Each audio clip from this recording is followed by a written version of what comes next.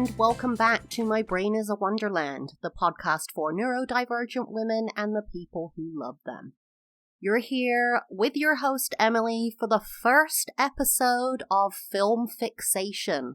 I'm going to be doing once a month, the second to last Thursday of the month, a movie rewatch of a movie that I've hyperfixated on either in the past, currently, I was going to say in the future, but that makes no sense at all. So, they're probably going to be movies from 80s, 90s, 2000s, because I am a millennial, and those are the movies I've mostly fixated on in my life.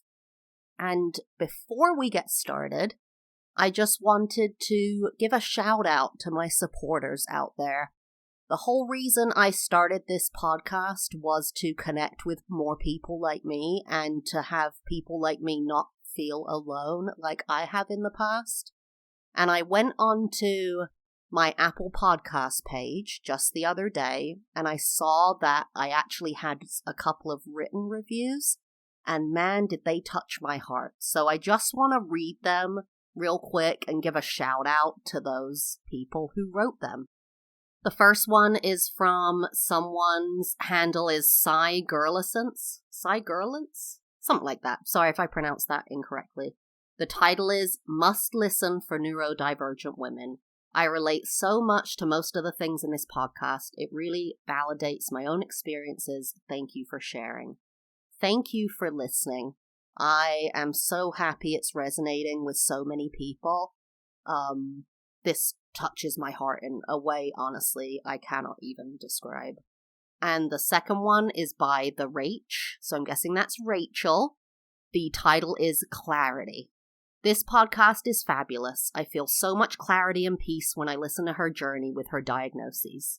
The way she speaks is captivating for me. Oh, thank you. And I truly appreciate how transparent and honest the host is. Thank you for making My Brain is a Wonderland. And she left a heart at the end. So thank you guys for supporting me, for being there and listening, and I hope this is giving you as much joy and fulfillment and clarity as it is for me.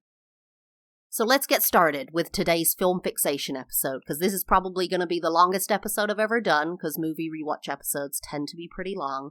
And I'm telling you guys, if anyone out there does a movie rewatch podcast, I admire you. I decided to do this and picked, once a month, and really had no idea when I got started how long it was going to take. You have to watch the movie, which I'm probably going to pick movies under 2 hours, around 90 minutes, just to make it easier on myself anyway.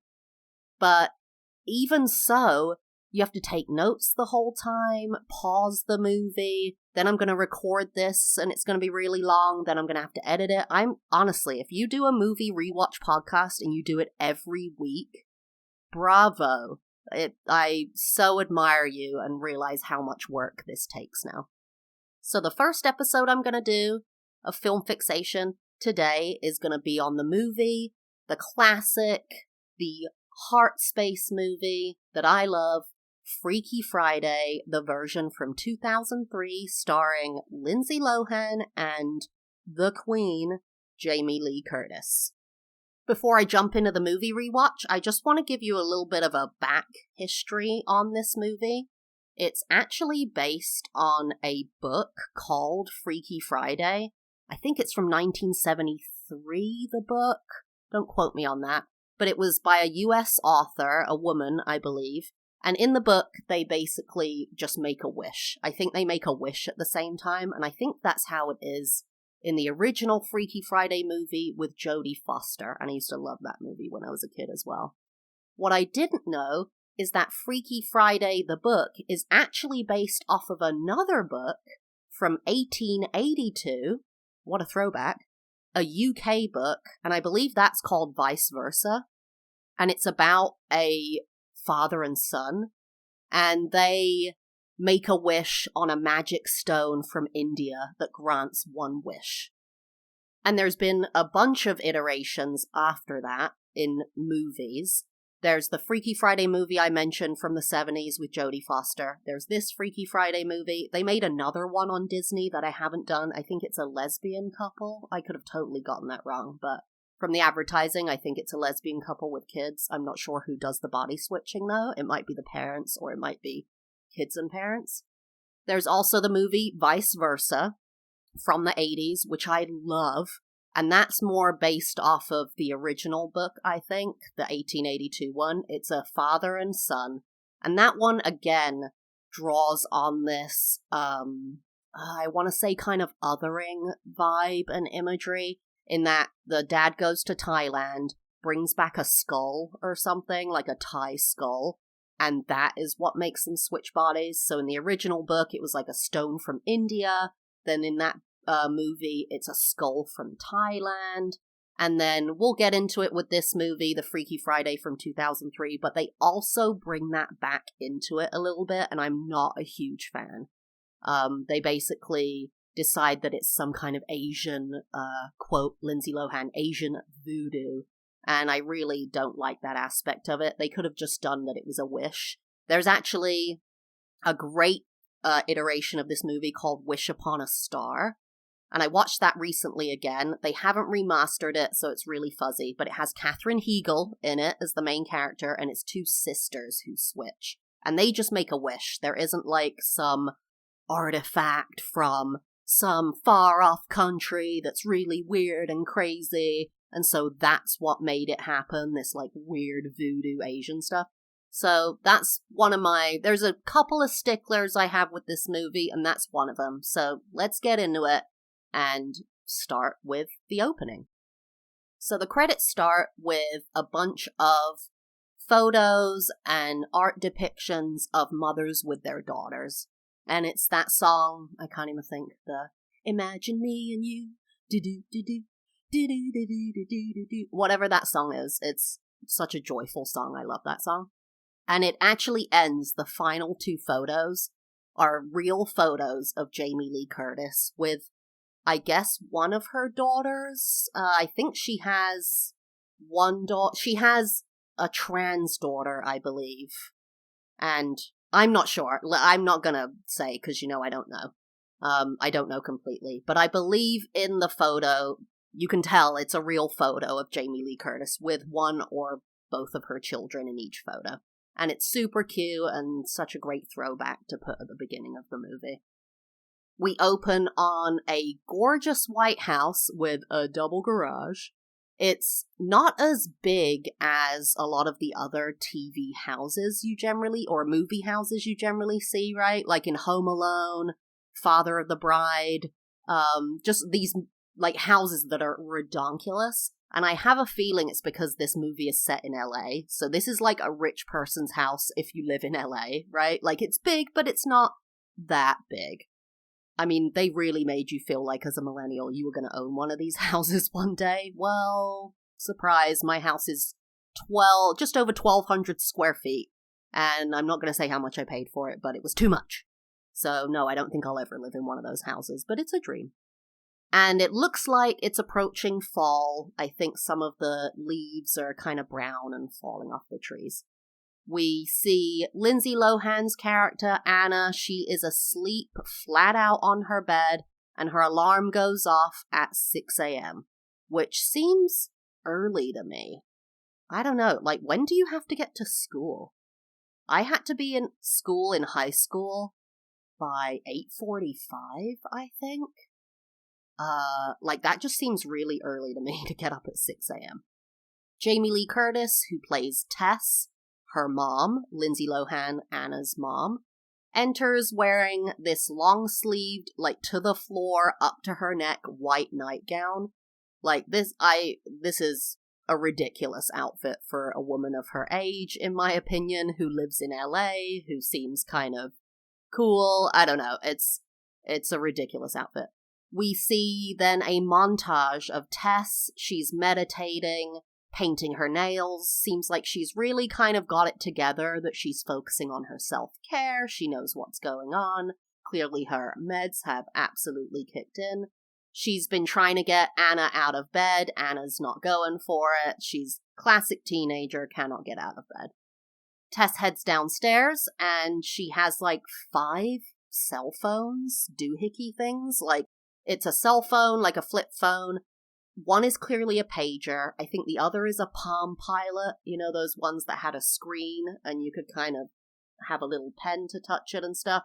So she's a busy, important woman, I guess.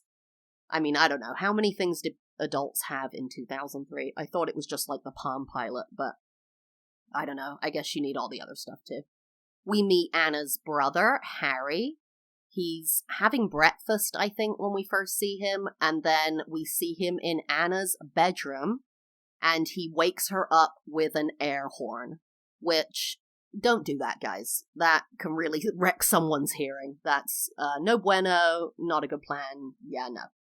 The air horn clearly wakes Anna up, and she is ready for school in like 2 seconds flat. And her outfit, I don't know, I think it's so cool. I remember being obsessed with Lindsay Lohan. She's actually born in the same year as me. I think I'm like 2 months older than her though. But I was just obsessed with her, and I thought it was so cool that she was in movies playing her age, right? That it wasn't an adult playing a teenager that I couldn't relate to. She just seems so relatable. And she basically comes out in this like baseball 3/4 length t-shirt, which was all the rage when I was late 90s, 2000s. I definitely had a couple of those. I had one that had the Pink Panther on it, and I remember ordering these from eBay from the US. I ordered a short sleeve blue tight little t-shirt with the Superman logo on it, and I ordered a pink baseball 3/4 length tight t-shirt with the Pink Panther on it. And I remember receiving it in the mail. It was like such a big deal to get something from the US. She's got a chunky choker on, chunky wrist cuffs, and green combat pants. We can't see her shoes, but we eventually see that they're Converse. Duh. And she has the thickest 2000s eyeliner that was such a hit back then. And red hair, which was always really cool. Other than Molly Ringwald, we didn't really see many girls who were famous or cool. I guess Julia Roberts was too, but with like red hair, and she's got these chunky blonde streaks in, which I feel like nowadays is like, what? People hate that. But back then, the chunky streaks were it. She's just so cool. We cut to Tess is driving Anna and Harry, presumably to school, right? That's what I would assume. Anna wants an upper ear piercing, and Tess says she doesn't want her to look like a harlot at the rehearsal dinner. Excuse me, a harlot? Jeez Louise. So we know a wedding is afoot. She says rehearsal dinner. I don't think I've ever heard of a rehearsal dinner for anything else. I mean, I haven't. Maybe I'm wrong on that, but assume wedding. We see some classic, strained back and forth between mom and daughter. You know, fighting, arguing. Harry is in the back seat, kind of ribbing Anna a bit. And then we pull up to the school, and we see Stacy Hinkhouse. Great name, Hinkhouse? Okay. And she looks very twee. She's in an Argyle sweater. She's giving very much Mean Girls vibes, okay? Like that movie, like the plastics from that movie, but a little more twee, I guess. Like not wearing a micro mini. Anna clearly doesn't like this girl, but Tess calls her over to the car and is like, hey, like they know each other, but Anna's like, ugh, this is, like, please get her the hell out of here. There's some back and forth between Anna and Harry, which Harry instigates, by the way. Anna gets out of the car, slamming the door, she's over it, her mom is, like, being annoying, Harry's being annoying, da-da-da-da-da. And this is one of my favorite quotes of the movie, what Tess says next. When Anna gets out of the car, she goes, bye, honey, make good choices. And it's such, I mean, if my mom had said that to me when I was a teenager, that might have sent me over the edge. Like, to just, like, make good choices. Like, I hate you. You're driving me crazy. Get out of my life. Stop talking to me. I don't know why. It's just, like, even now, it's, like, triggering. It's like, oh, God, like, I would have hated you when I was a teenager. Anna's walking on campus, and it's a classic American high school, very large, lots of outdoor areas with cover and da-da-da. And she sees a girl wearing the same shirt as her, the same baseball shirt. Nightmare. So we Then see that Anna has put her t-shirt inside out, thinking that it will look cool that way. And you see all of the embroidery stitching, because it's inside out now, kind of hanging off the shirt. And honestly, I would have worn that. I don't know if people think it looks stupid watching that movie now, but it kind of, again, makes me think of Mean Girls, where they cut the holes out of the main girl's t-shirt so that her boobs show through. And then everyone the next day is wearing that kind of t-shirt because it's so trendy. And honestly, I thought Lindsay Lohan was the shiz, so I would have totally worn this. Then we see Anna with her 2 girlfriends, kinda edgy, pale-skinned, black-haired girl, Peg, and token minority girl wearing a shirt that says Chica on it, Maddie. I'm pretty sure...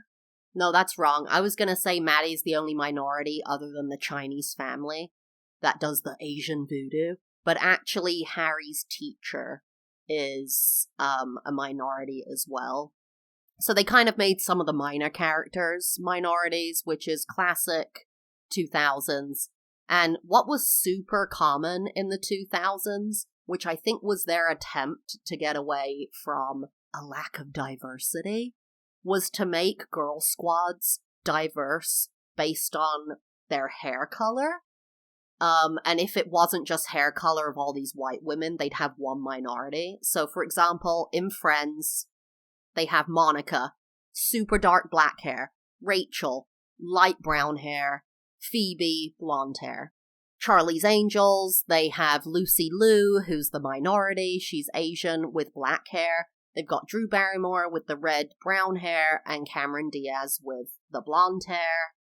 And the same kind of for Mean Girls as well. I think I'm going to keep bringing this up, I guess. They've got the redhead with Lindsay Lohan, the brunette, and I guess they have 2 blondes in it, but it's this classic kind of this is what diversity is. We have white girls with different color hair, which is so bizarre because you know how many movies with men where they have 2 brunettes? Or all the men are brunettes. It's just so bizarre that they thought this is what diversity is.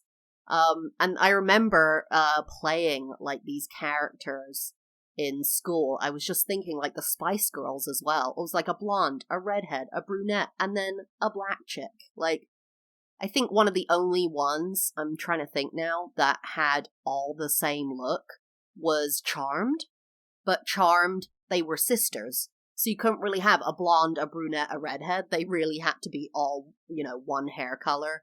And so they were all brunettes. Buffy is another one. Buffy was blonde. Willow was a redhead. Faith had brown hair. They just couldn't have, multiple people with the same color hair. It was 2 the same. Let's be diverse. So anyway, the 3 girls are hanging out, girl squad, chatting on high school campus, and then we see Jake. That is Chad Michael Murray, looking hot to trot.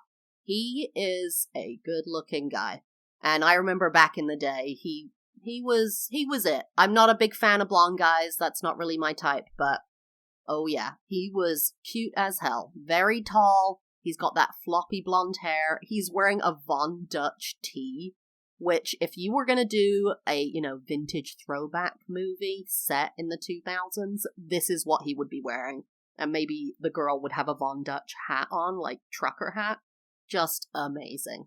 He has this kind of puka shell-esque necklace, and looks a little, shy and pensive. He could be a little bit sensitive, not too aggressive, not a bro. He's not throwing a football around, when you first see guys in movies. He's young and studious, maybe. I don't know. We find out that Anna has never met him, but she's clearly obsessed with him. She turns to say hi, and he basically blanks her, which is no fault of him. They don't know each other, and she turns around and literally opens her mouth, and he just kind of looks okay, I don't know who you are. Then we oscillate between Tess, Anna's mom, and Anna's lives. Tess, we see, kind of crashes her car going the wrong way in a parking lot while talking on the phone. Kind of gives this idea that, okay, maybe she doesn't have it all together.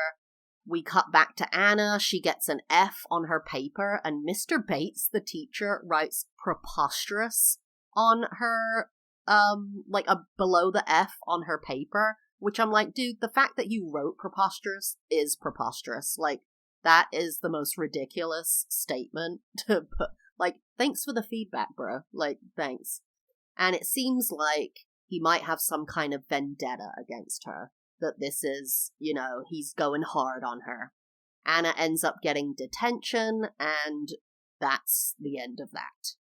Then we cut to Stanford Blatch from Sex and the City.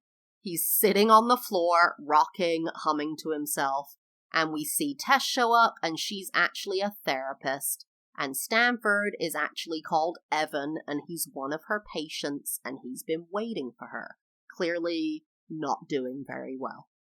We find out it's Tess's honeymoon next week, and Evan is worried that Tess won't be reachable by phone. Okay, I just cannot with this scene. I'm sorry, even if you're a therapist, like, your honeymoon, you're gonna be reachable by phone by your patients. Like, work-life balance, people. You've got to put some boundaries down at some point. I don't know. That just seems absolutely crazy to me. Like, absolutely crazy. Meanwhile, Anna is at school, and we see a classic high school gym montage where this is honestly giving me flashbacks. Stacy Hinkhouse, our favorite, Bitch, is terrorizing Anna. They're playing volleyball. She's throwing the ball at her head, kind of pushing into her. So Anna's done, it's been too much, and she retaliates and throws the ball at Stacy's head. This time, the coach actually sees this. She didn't see any of the Stacy stuff, apparently. It's just Anna is just terrible at not getting caught. And she blows the whistle, the coach, and it's detention again for Anna. Seems like this is a pretty common occurrence for her, unfortunately. Anna is leaving detention, she drops her bag, all of her stuff falls out, which is kind of a classic meet cute, right? I'm going to refer back to Buffy again. It's how Buffy and Xander meet. They don't end up getting together, but classic meet cute, you toss your bag and some guy's like, oh hey, can I help you with that? Cue slow acoustic guitar. We see scruffy boots walk into the frame, and it's Jake, who picks up Anna's guitar pick, so she plays an instrument, apparently. He's looking super hot again, and I had to look up his age before I threw that in there, because I don't know what's going on with the ages of these characters. I believe Lindsay Lohan is 17 in this movie. Well, Chad Michael Murray is 22 in real life in this movie, which... that's okay for me to say he's hot, but she's 17, he's 22. I don't know about that. I don't know how old he's supposed to be in the movie. They never mention it. And I don't know if she's supposed to be 17 in the movie or 15. I forget if they mention what grade she's in. And as an English person, I don't even know what the grades mean. So, anyway. He's wearing his biking leather jacket, which is hilarious to me because everyone, including myself back then, around 2000 to 2002, all had the same motorcycle jacket with the little popper at the top that closed and the zip, and hilarious to me. I had the jacket, my boyfriend in high school had the jacket, we all looked the same, and none of us rode motorcycles. Okay.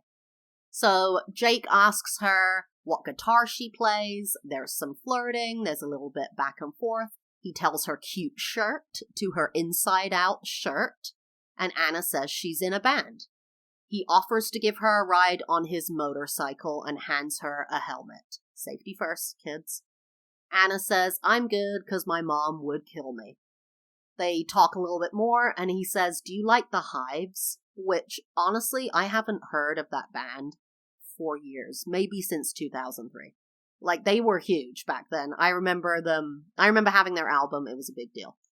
Mr. Bates, the teacher who we saw earlier, calls Anna over, gives her more ribbing, super annoying. We see in the background that Stacy Hinkhouse is running for class president, of course.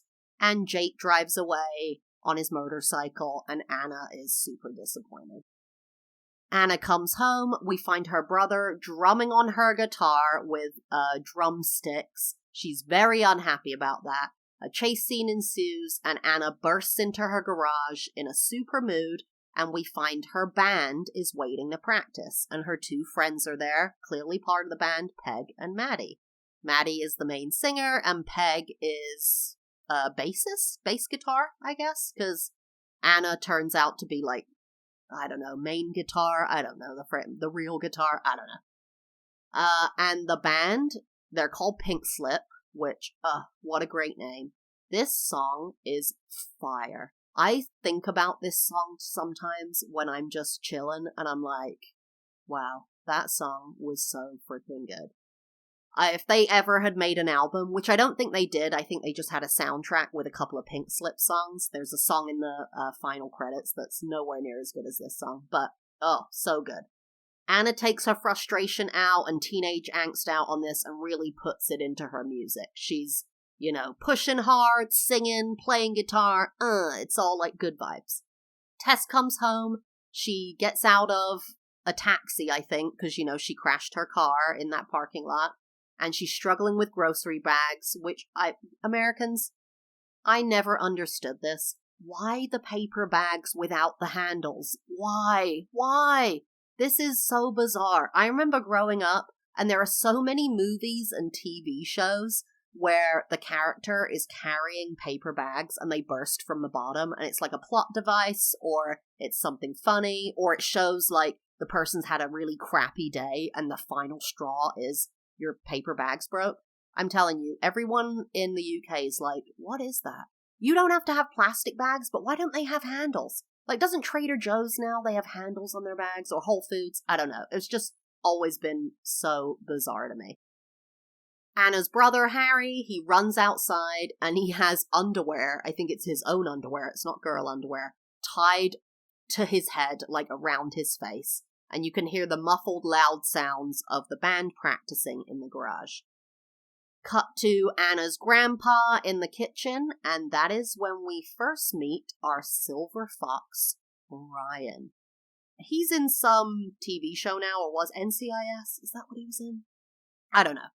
I think this was before that, I'm not sure. He's hot, I'm not into him, but I mean, maybe if I was in my 40s and had kids, a super hot guy. Ryan approaches Tess and brings over her new book. So, apparently Tess has written a book, and I'm telling you, this is the most 2000s book cover I have ever seen. It looks like, someone did it up in, like, Bitmap or something. It is the funniest thing I've ever seen. And it has, like, a weird name. It's just hilarious. And this is just when Anna and the band are getting into it. It cuts to Anna's infamous guitar solo, where Lindsay Lohan is just killing it. The solo always drives me wild. Tess is over it, and she flips the breaker on the garage, cutting all their power so they cannot practice anymore. What a Debbie Downer. The music stops, and we find out from the band leader, the lead singer Maddie, that one of the bands dropped out of the Wango Tango auditions, which when they said that, I was like, I have no idea what this is. I looked it up, actually, because I just wanted to see if it was a real thing, and it is a real thing. It's an annual day-long concert hosted by a radio show in LA since 1998, so I'm guessing in 2003 it was like the big thing, right? I think the last time they had it was 2020, or they tried to have it in 2020, and it hasn't come back since then. But just to give you some context, this is 2003, okay? At the 2003 Wango Tango, Christina Aguilera performed. So this is a big deal. I don't know if this is realistic, that like a high school band with 17-year-olds would actually get in, but this is a big deal. I guess they're pretty good. I mean, their one song is incredible, so whatever. Maddie says they are first alternate, but the audition is tomorrow, which is a Friday. Freaky Friday. Unfortunately, that's also Tess and Ryan's rehearsal dinner for their wedding. Anna promises she won't let the band down, and she'll get her mom to say yes to it, and Maddie and Peg are not believing it. They kind of go off like, okay, dude, whatever, sure, we know your mom. Anna goes back up to her room and finds her brother with two of his friends. He's reading her diary, and he's wearing her bra. She tries to slam her door, she chases them out of her bedroom, but the door is gone. And I just want to say right now, this kind of seemed funny back then, but like you see those TikTok parents who have removed their kid's door, that's not cool, dude. Like, there's a lot of things you can do, but like to take away someone's bedroom door, like that, like where do you get changed? Where do you have moments alone? Like, this is where I feel like no one ever took my door. But I feel like I fell in love with showering, because showering puts you completely alone. You can lock the door and it's not weird. So I just want to say, don't do that. Don't ever do that. That's really cruel. Anna runs downstairs and she finds Tess sitting at the dinner table, and she's literally looking like a mob boss waiting for a meeting, like super official, like, come talk to me. What are we gonna do? Anna tells her that everyone's out to get her, which is actually true. Her brother is ribbing her all the time, and Tess doesn't see it.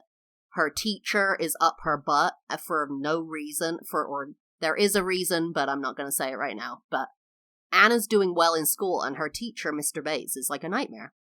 Anna tells Tess about Jake, and Tess actually makes fun of her, which is like, okay, dude, like, why? Ryan tries to break the mood, kind of, be the good guy. I mean, he really seems like a good guy, and as we go throughout the movie, he really is. And he invites everyone to get Chinese food. Well, thank you very much. I would love to get Chinese food. We cut to the House of Chang in Old Chinatown I was gonna say I'm gonna assume San Francisco, but they're in LA. So, in LA. And we see Tess, Ryan, Anna, Harry, and Grandpa are having dinner. The hostess, Pei, I don't know where to really start with this. The actress's name is Rosalind Chow, and you've probably seen her in a bunch of stuff. She's not super famous, but you kind of see her and you're like, oh, I've seen her in this, that, and the other. Her accent is nuts. It's fine if you speak that way. If they wanted someone who spoke that way, why didn't they hire an actress who spoke that way? She has an American accent, and her accent is, like, so ridiculous. They basically made her lean into this kind of stereotypical Chinese accent, and it's really where the beginning of the, like, the cultural, other than, like, Maddie's token minority character, like, really gets a little bit like, okay, why are we doing this? Why do we need to have the quote-unquote Asian voodoo as part of this, when they could just make a wish? And making wishes is very culturally, I don't know, it's across the board, making a wish. There's no issues there. So Pei greets them, and they're sitting down at the restaurant, they're ordering food, blah, blah, blah, blah, blah. Ryan seems, again, like a really nice guy. He's trying to ingratiate himself to Anna, which isn't working.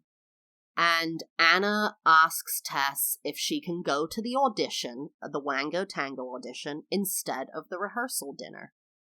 Of course, Tess is not happy about this. An argument ensues, and Tess pulls Anna aside at the restaurant. Pei and her mom, apparently, they work there. It's like a family business.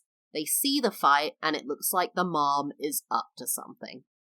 Anna walks off, and Tess asks if this is about Anna's dad. So clearly there's no biological dad. Yeah, like her, biological dad is not in the picture. We don't know why. Ryan is a new guy. He's a stepdad marrying in guy.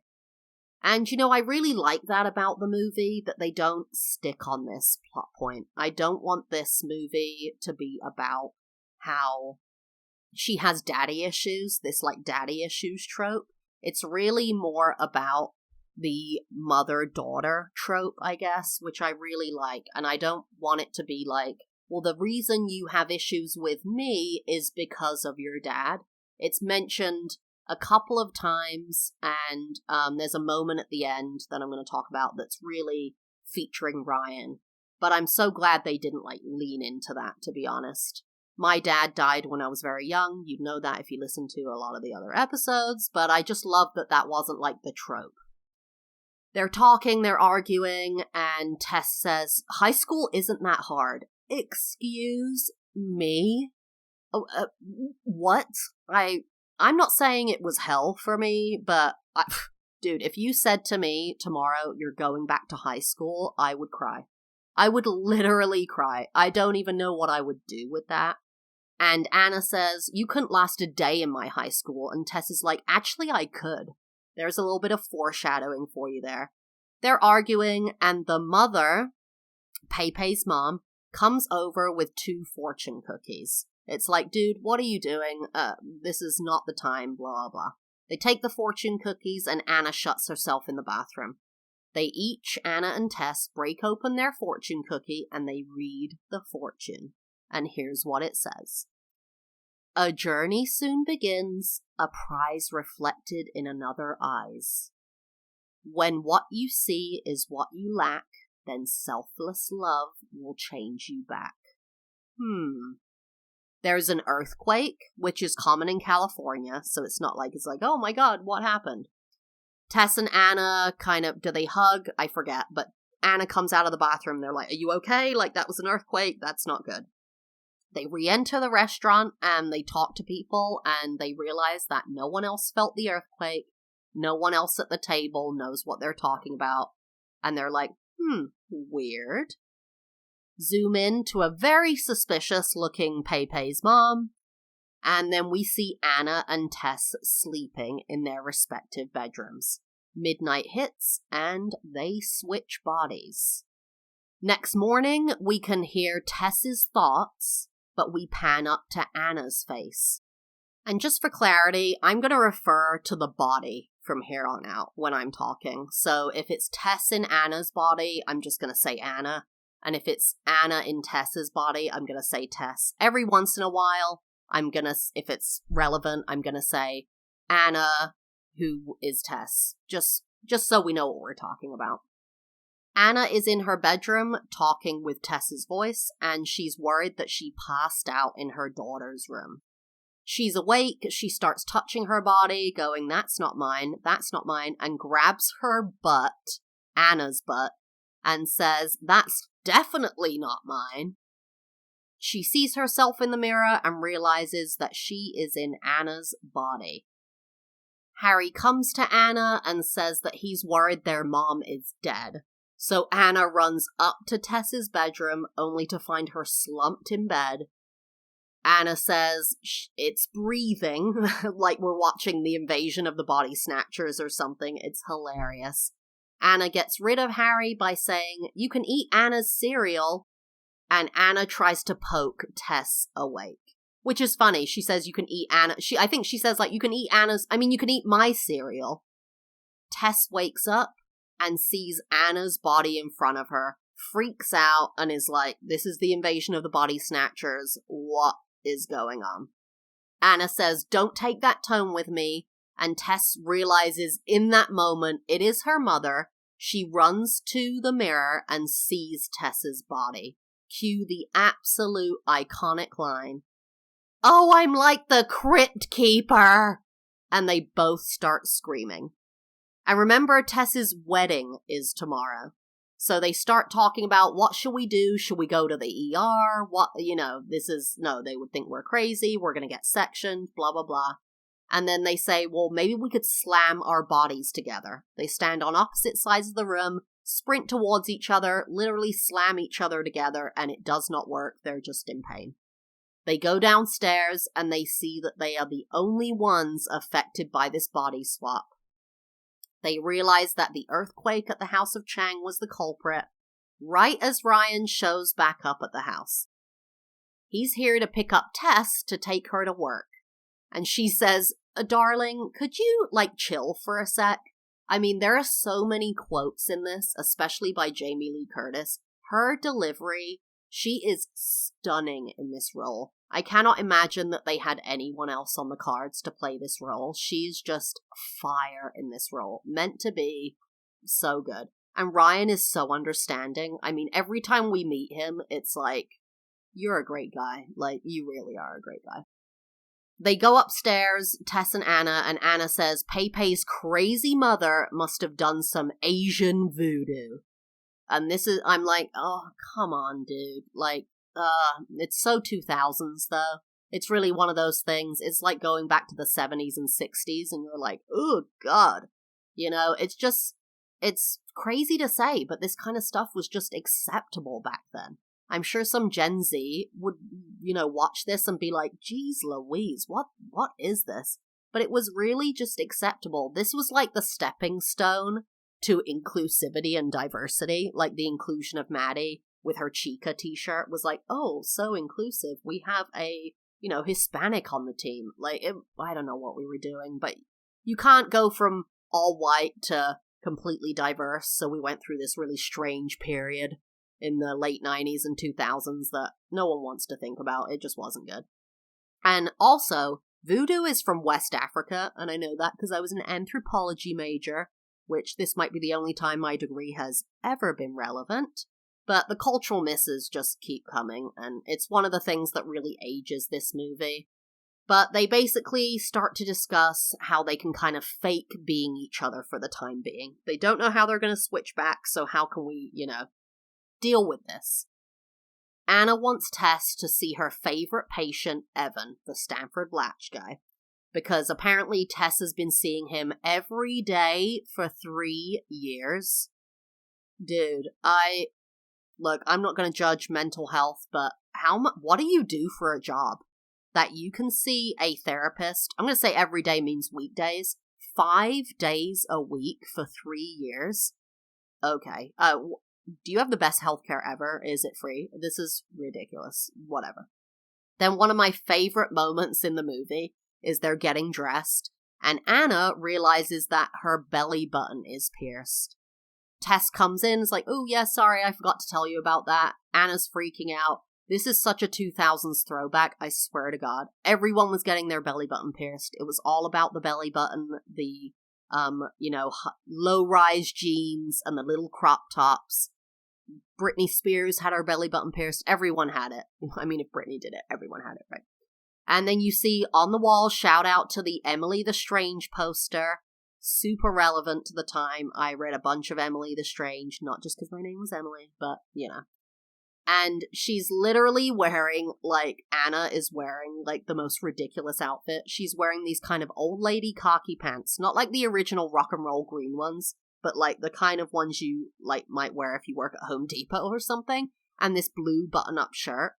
And, I think she asked Tess, how do I look? And she, do I look good or something? And Tess is like, yeah, if you're selling Bibles. I mean, Tess's quotes just keep coming, hit after hit.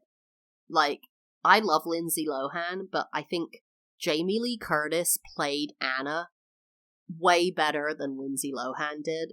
Jamie Lee Curtis is just a powerhouse. This is basically going to be a whole episode about how Jamie Lee Curtis is a queen. Just FYI. Anna tells Tess that no one is going to pay $150 to get therapy from a stripper, which so is that what this guy Evan is paying? $150 per session 5 times a week? Man, I should have become a therapist, I tell you. But then I have to sit in a room and listen to people with my auditory processing issues, and it wouldn't be good. So Anna, Tess, Harry, and Ryan are driving to school and work, I guess, in the car together. And Tess notices that she has a platinum card in her wallet. Uh-oh. They drop Anna off at school, and Tess sees Jake, and Anna is like, no.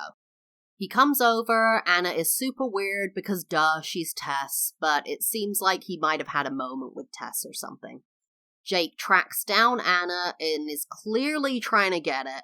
Anna rejects him, calls him Jason, and she links up with her friends and comes off like a total prude. She's like, get this guy away from me, what is going on? So Jake is actually feeling her now. After the bag drop and da-da-da, he's like, oh, okay, maybe, you have a guitar, you like the Hives, cool, whatever.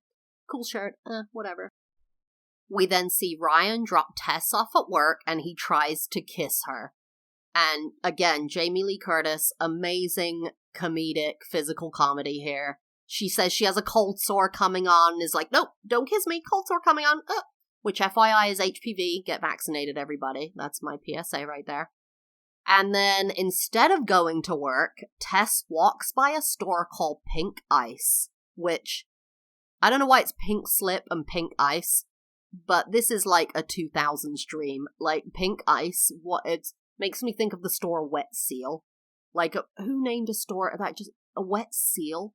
Like, when you think about what it actually means, Wet Seal, Pink Ice, I don't know. It's just hilarious.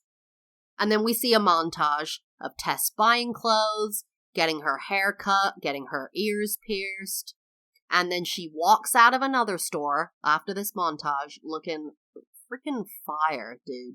Her hair looks so much better. I did not like her hair at the beginning. I don't know if that was a wig. It kind of looked like it might have been. It was just such a dowdy, short wig. Here, if anyone's thinking about getting a pixie cut, because I have a pixie cut and people are so scared of it, a lot of the time shorter is better. Shorter is sexier and cooler. If you try to keep it longer, it can look a little bit dowdy, like your grandma kind of with short hair. So she comes out looking amazing. She has knee-high boots on, this really cool chunky necklace, and this funky dress. And this guy, maybe half her age, on the street says, "How's it going?" It's like, okay. Then all of a sudden, all of her phones, pagers, whatever things, start ringing in her bag. She drops her bag and realizes, I should probably be at work. Tess gets to her office. Her phone is ringing off the hook. She has like a million lines on one of those. God, I can't even think of it because all we have is cell phones now. But one of those landlines, you know, in an office where you see all the different lines and they're all blinking red. She cancels her root canal because, this ain't my body. I'm not getting a root canal for you. Evan shows up. She answers the phone again and cancels her wedding caterer because they want to cook, I think, haddock. So she's like, fish, ew, no. It's going tits up, people. Like, the life is going tits up. Meanwhile, Anna is in class and she realizes that she recognizes Mr. Bates from somewhere, and it's not from school. Okay? Mr. Bates asks Anna about the themes in Hamlet, and she absolutely nails it because it's Tess, right? So Tess is intelligent, knows Hamlet, and he says you're overreaching and you get an F. I don't know any teacher who shouts out in class, "You get an F!" Like, this guy's nuts, dude. And he's just horrible. Meanwhile, Tess is in her office, and she just keeps saying to all her patients, "How do you feel about that?" While she literally just doodles Jake's name on her pad, which, honestly, I've had therapists like that, where they're just constantly like, well, how do you feel about that? And I'm like, dude, I could look in the mirror and say, how do I feel about that? I need some freaking help. Again, we go back to Anna. She's in class, and she approaches Mr. Bates after class to challenge him, and realizes that his name is actually Elton Bates, and she, Tess, knows him. Because he asked Tess to the prom in high school, she said no, and he's now taking it out on Anna. That's why he has a vendetta against her, and everyone realizes, okay, this is what's going on. Her parting words to him are amazing. Anna says, and by the way, she had a boyfriend and you were weird. I love that line. And you were weird, dude. Like, sorry. Like, Anna's band friends are waiting for her in the door and they ask her about the Wango Tango audition and she says, no, it's not going to happen. They say, your mom is ruining our lives and never cared about their music. And Anna apparently constantly talks about how her mom hasn't paid any attention to her since she started dating Ryan. This clearly upsets Anna, Tess, in Anna's body, but her friends walk off dejected and are upset that she, didn't fight for them, right? Anna is waiting for her ride outside school, and Tess speeds up in the car, I think it's a Honda, that she'd crashed a day before, that then Tess picked up from the dealership today or whatever. Anna is forced to get into the passenger seat because she doesn't have a permit. So I don't know how old she is at this point. I don't know when you can start driving in the US with a permit. Is it 15? Is it 17? I'm not sure. Anna is eating French fries in the car because she realizes that her young body won't be affected by it. And she says, as Tess, It's her first French fry in 8 years. When I saw this moment in the movie, I had to look up how old Jamie Lee Curtis was when she filmed this movie. Jamie Lee Curtis was 44, so this woman has not eaten a French fry since she was 36 years old. No, don't do that to yourself. Horrible. No. Anna and Tess apparently went to House of Chang. They storm in, and Pei Pei realizes that her mom switched their bodies or facilitated it. So clearly this has happened before. Pei Pei says that she cannot fix them, only when the fortune comes true will they switch back. Pei Pei so kindly offers them 10% off of wedding catering as compensation, which they accept because Tess had cancelled the caterer because of the haddock. Anna comforts Tess outside the restaurant, and this is really the first time we see them kind of one of them supporting the other and being open with each other, and I really love this moment. Tess's Palm Pilot goes off, and she realizes that Harry has a teacher-parent conference. She gets there, and the teacher tells Tess that Harry is being bullied. Tess calls him a wimp. The teacher is taken aback, but is very sweet, and just keeps trying to go ahead and sing Harry's praises while Tess just keeps dogging on him. The teacher then produces a paper that Harry wrote titled, "Why My Big Sister's the Greatest." Aww. So he's talking about Anna, and the teacher realizes that she's gotten through to Tess because of how Tess is reacting when she sees this. Harry asks Tess not to tell Anna that he likes her because he enjoys the fighting. So cute. I don't have siblings, so I don't get that. I would not enjoy fighting. It would probably make me cry, so, whatever. Tess arrives home with Harry to be greeted by Ryan, who loves her new look. I mean, I don't blame you, dude. And Jamie Lee Curtis's physical comedy in this moment is so good. She starts ducking and diving while Ryan is trying to kiss her and ends up doing like this backflip roll thing over the back of the couch and just pops right back up. I mean, she's amazing in this role, for real. Ryan tells Tess he has a surprise for her, and Ryan and the grandpa rush her out of the house to go greet or get the surprise. We cut to a apparently TV studio, and the surprise is that Ryan has gotten her a segment or an interview on the Dottie Robertson show, which I guess is like Oprah or something, or like Sally Fields from is that a name? Sally from the 90s? It's a huge TV studio, like I said. Tess is panicking because she has to talk about the book, which from the beginning, it's like this ridiculous book. It's got like a word in it, senescence or something, that no one knows what that means.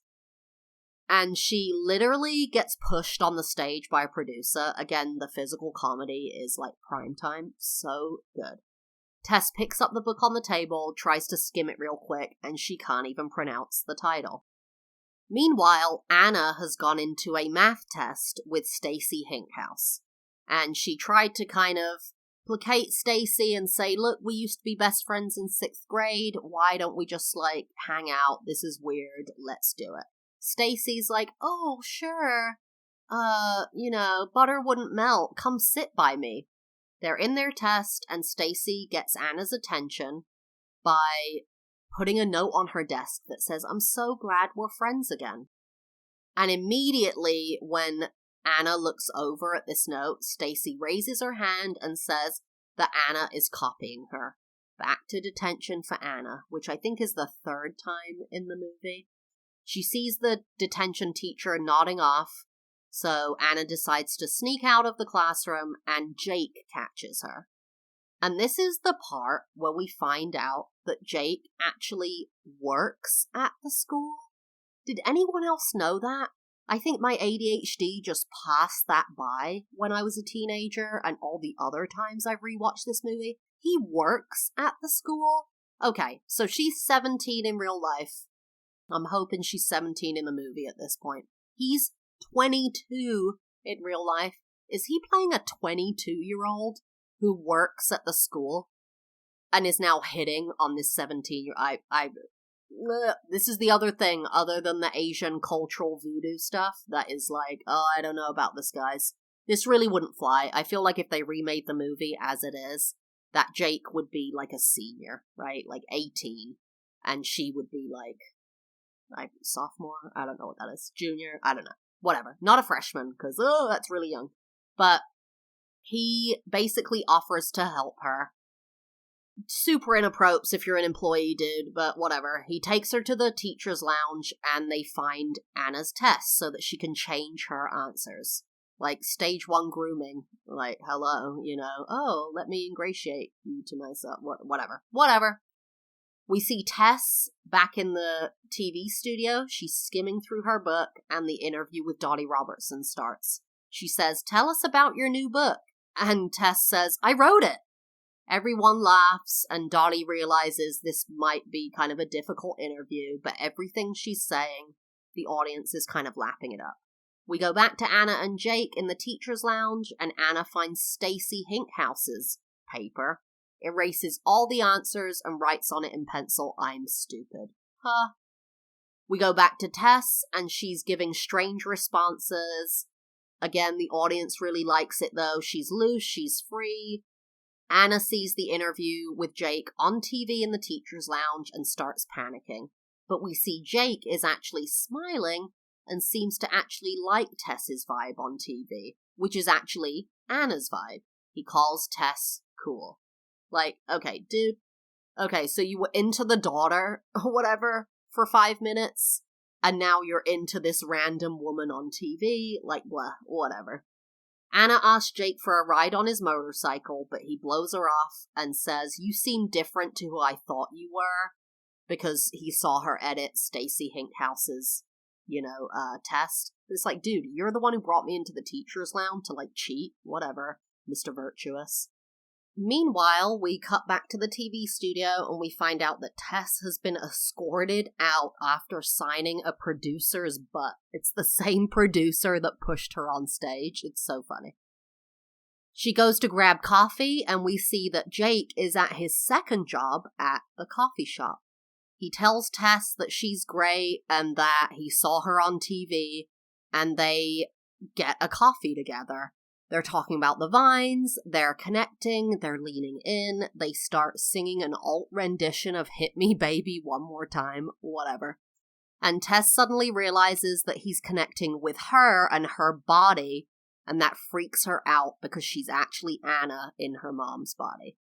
Tess runs out of the coffee shop telling him she's getting married tomorrow, and he literally just, starts acting like her boyfriend. Like, dude, you met this woman 10 minutes ago, would you chill?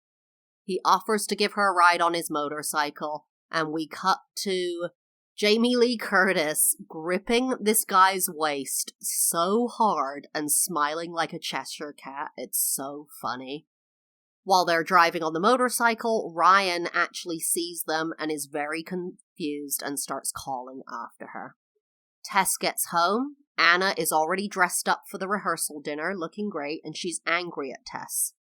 Tess goes to get ready, and I'm telling you guys, this reveal of Jamie Lee Curtis, Tess, coming out of the closet is so stunning. It's super casual. Like, she just opens the closet, it's like, whatever, it's not even a full-length shot.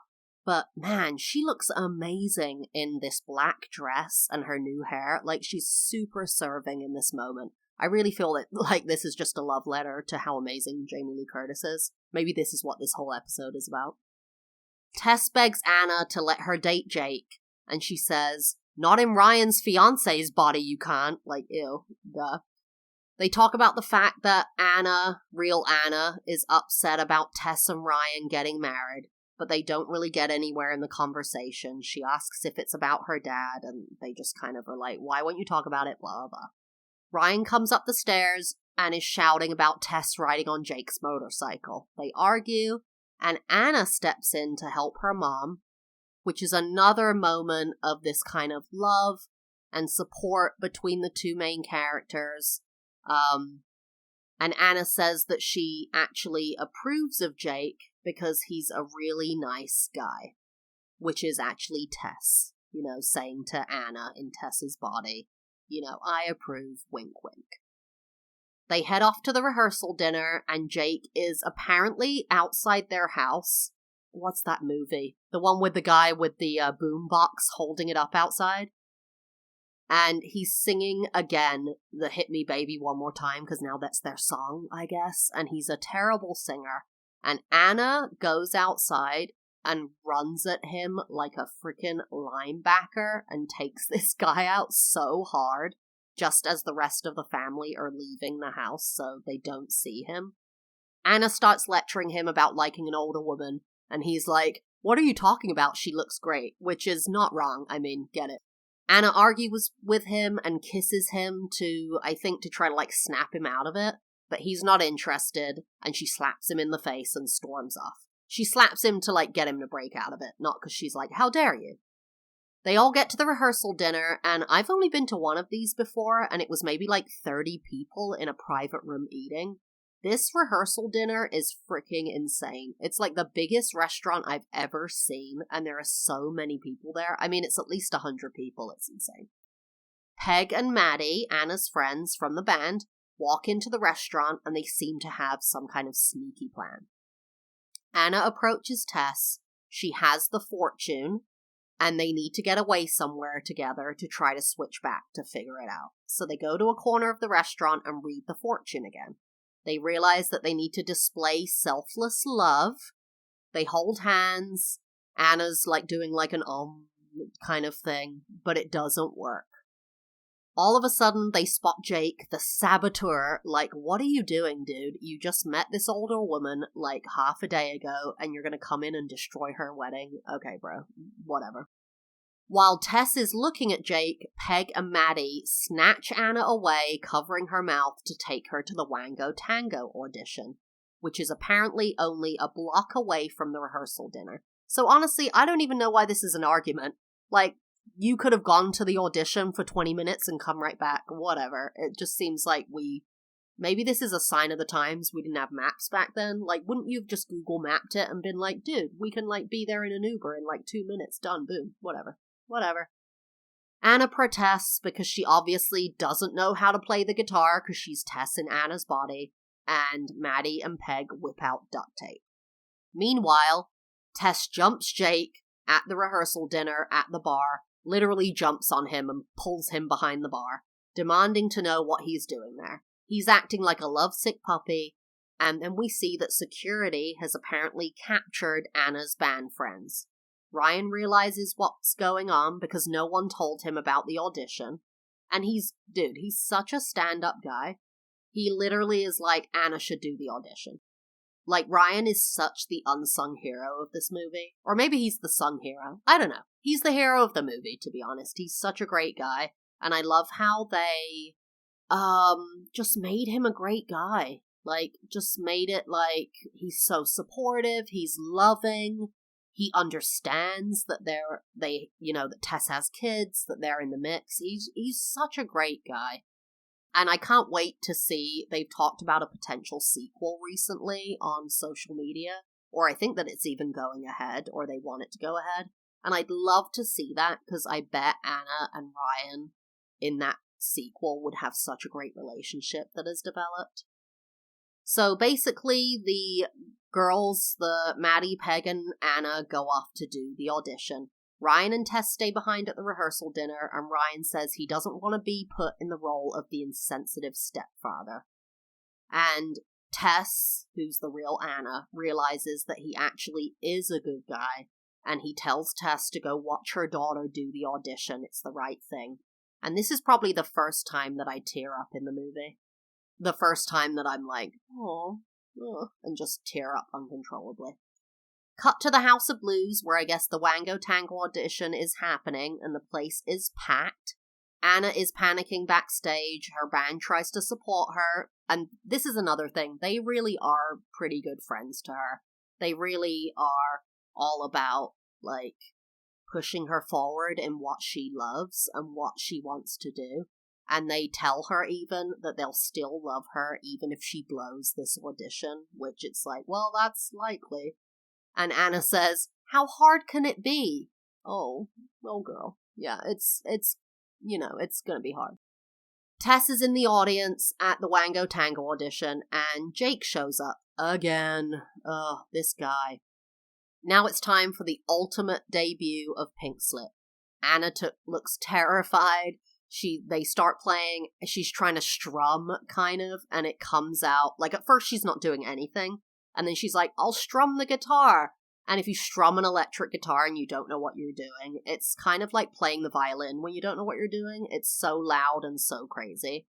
More panic ensues.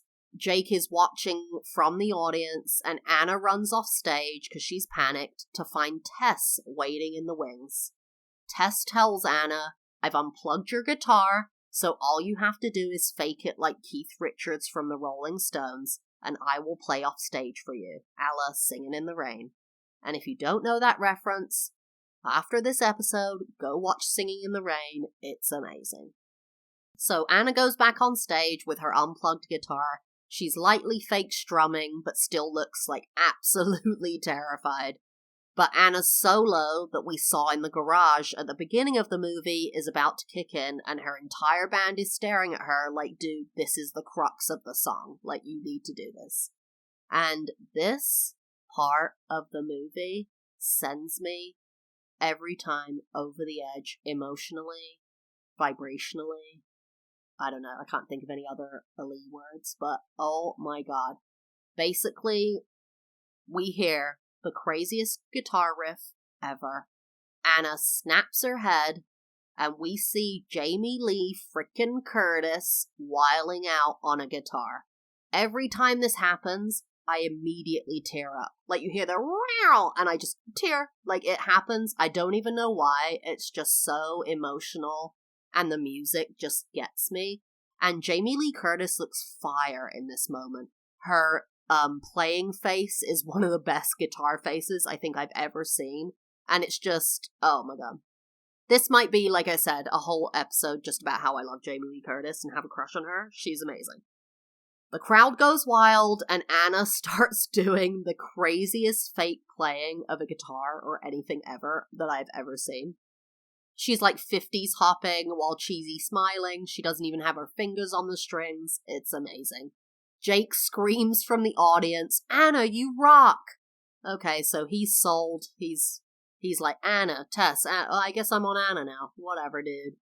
Thank God he didn't see Tess play the guitar, because he probably would have, like, melted into a puddle right there.